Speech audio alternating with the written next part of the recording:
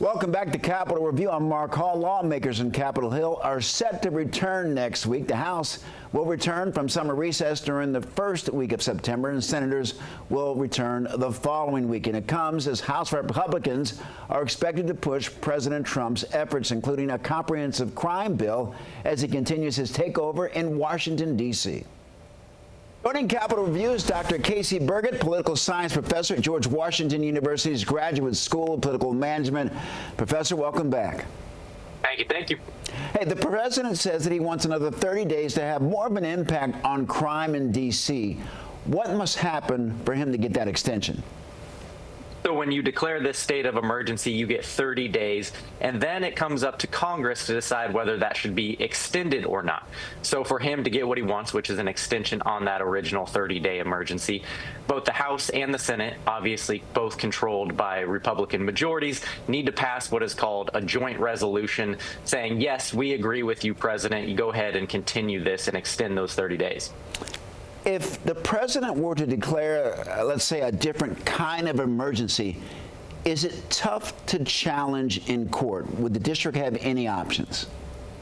They have options, but they don't come on the same calendar as the president's actions are, right? The president's actions, like we've seen with tariffs and the border and everything in between, they're immediate, right? The minute that he signs these things with the stroke of a pen, they go into effect, and then it's on some third party, namely D.C. in this instance, to challenge them in court.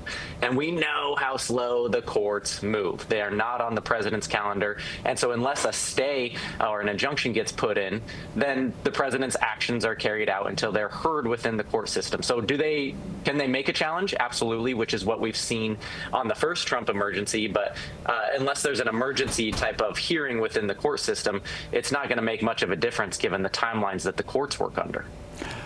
When will this end, Professor? What could the finish line look like? Man, if I had a magic 8-ball and maybe a Ouija board, I could give you somewhere close to a prediction, but we don't know, right? Like, there's a lot of prognostications out there about what the end goal here, how long it's going to take. But right now, we see this existing here in Washington, D.C., and most of the smart people I listen to say that this is a prelude to using this type of precedent in other cities, right? We've already seen this threatened not only in Los Angeles and Chicago, but maybe New York, too, where they're going to use this type of precedence with National Guard troops and states of emergency saying, hey, states and cities, mayors, if you're not going to do this, I'm more than willing to send in federal troops to do it. And right now, as we see this working through the process in D.C., not much is slowing it down, and definitely Congress is not putting up any roadblocks to him continuing this on either. Is it more of a challenge for him to send National Guard members into cities or states, even though he did it in California or in Los Angeles, than it is the District of Columbia because it's not a city? It's different in that we have a huge history with the District of Columbia being a separate entity, but yet still having some sort of allegiance or commitment with the United States government, given that it's not a united state.